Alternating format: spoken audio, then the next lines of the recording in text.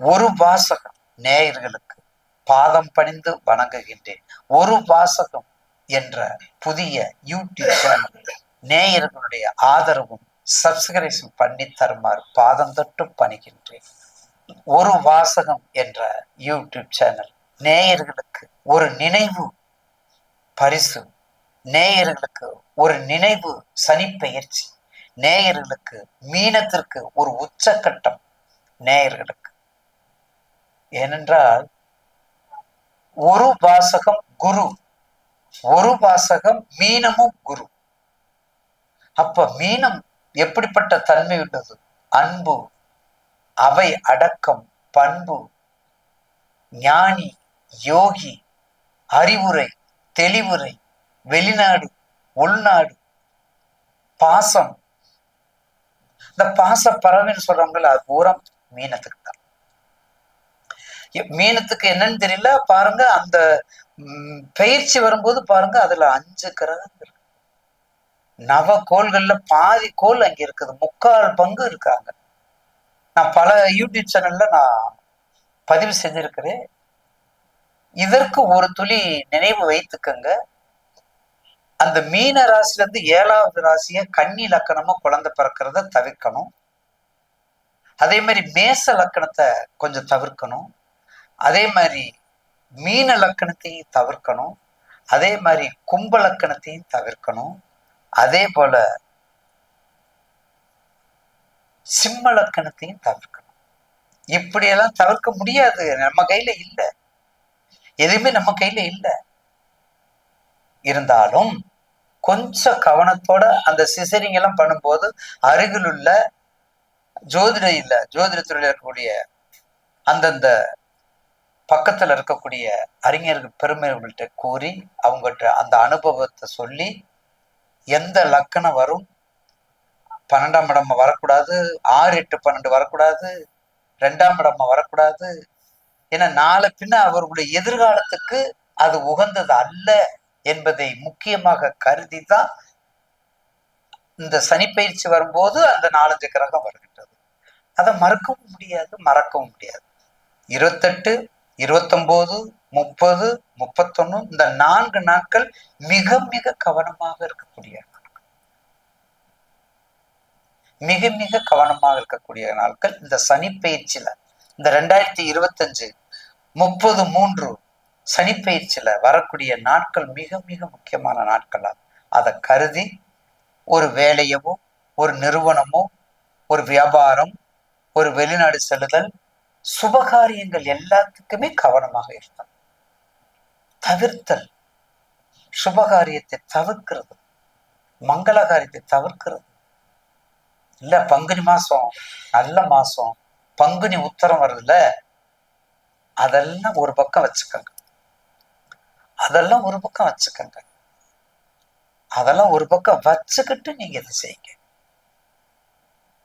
அப்போ நிச்சயமாக மீன ராசியில இருக்கக்கூடிய, ஏற்கனவே உங்கள் ராசிக்கு 4 மாதா, உங்கள் ராசிக்கு 4 மதிப்பு, உங்கள் ராசிக்கு 4 மரியாதை, உங்கள் ராசிக்கு 4 வணக்கம், வாழ்த்துக்கள்.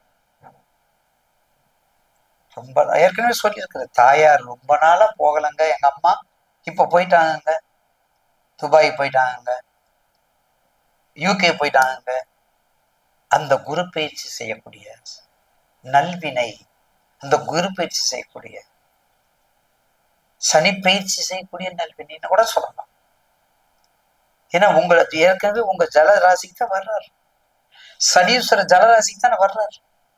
அப்ப ஜல சம்பந்தப்பட்ட தொழில், வெளிநாட்டுக்குரிய தொழில், கரும்புக்குப்பட்ட தொழில், பைனான்ஸுக்குரிய தொழில், ஜவுளி, உயர் ஜவுளிக்குரிய தொழில், பட்டம் பதவிக்குரியது, அரசியலுக்குரியது, அரசியல் சாசனத்தை நிறுவனம் பண்ணக்கூடியது, அரசியல் சாசனத்தை நிறுவனம் பண்ணக்கூடியது, எல்லாத்துக்கும் மீனம் ஒரு இடத்துல இருக்குமா சொல்லுங்க? பாம்பு ஒரு இடத்துல இருக்குமா? மீன் ஒரு இடத்துல இருக்குமா? அதே விருச்சகம் தேல் ஒரு இடத்துல இருக்குமா? நம்ம வீட்டுல இருக்கிற பள்ளி ஒரு இடத்துல இருக்குதா? அதுவும் அந்த பிராணியோட சேர்ந்துதான். எவ்வளவு பயப்படுறோம். அப்ப எப்படி இருக்கணும், நம்ம மனப்பயம் எப்படி இருக்கணும், நம்ம மனசு எப்படி இருக்கணும், தேர்த்தி கொள்ள வேண்டும். ஜென்மச்சனியில் தேர்த்தி கொள்ள வேண்டும். ஜென்மச்சனியில் பயமுறுத்த வேண்டும். ஜென்மச்சனியில் திடகாத்தமாக இருக்க வேண்டும். ஜென்மச்சனியில் இறைவனை பிரார்த்தனை செய்தல் தான் தவிர வேற ஒன்றும் அல்ல. பராபரனே அருட்பெருஞ்சோதி, அருட்பெருஞ்சோதி, தனிப்பெருங்கருணை, தனிப்பெருங்கருணை இல்லையா? எதுக்கு சொல்லியிருக்கார்? அருட்பெருஞ்சோதி, அருட்பெருஞ்சோதி என்ற பூட்டை தனிப்பெருங்கருணை என்ற திறவுகோலால் திற. அதனாலதான் வள்ளலார், பெற்ற தாய் தன்னை பிள்ளை மறந்தாலும், பிள்ளையை பெறும் தாய் மறந்தாலும், உற்ற தேகத்தை உயிர் மறந்தால், உயிரை மேவிய உடல் மறந்தால், கற்ற நெஞ்சம் கலை மறந்தால், கண்களின்றி இமைப்பதை மறைந்தால், நற்ற வைத்தவர் உள்ளிருந்தோங்கும் நமசிவாயத்தை நான் மறவேனே. எப்படி சொல்லிருப்பார் வள்ளலார்? எல்லாரும் போயிட்டாங்க, யாரும் இல்ல, குழந்தை அழுகுது, கையை கட்டுறாரு. நடராஜர் தான் கையை கட்டுறாரு.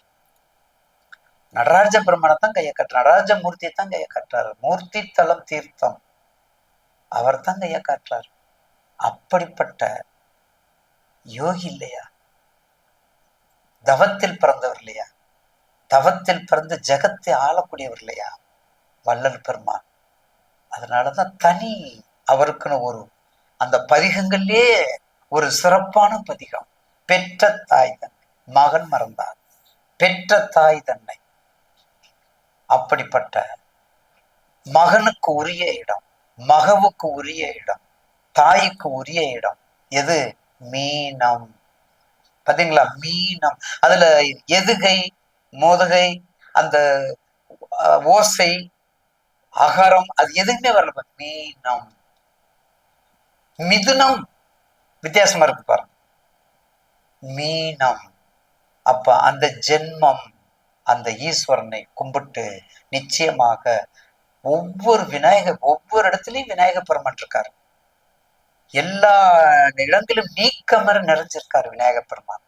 அப்படிப்பட்ட விநாயக பெருமானை வணங்கி, ஆதி அந்த பிரபு ஆஞ்சநேயரை வணங்கி, கண்டிப்பாக விநாயக பெருமானுக்கு தும்பிக்கை, அருள் பெரும் ஆற்றல் தும்பிக்கை, அருள் பெறும் ஆஞ்சநேயருக்கு பின்பகுதி வாழ், நம்பிக்கை, அந்த உணர்வு, அருள் திரள் அதிகம். அதனாலதான் அவருக்கு வால் பகுதி, இவருக்கு துதிக்கையும் நம்ம வச்சிருக்கிறோம்.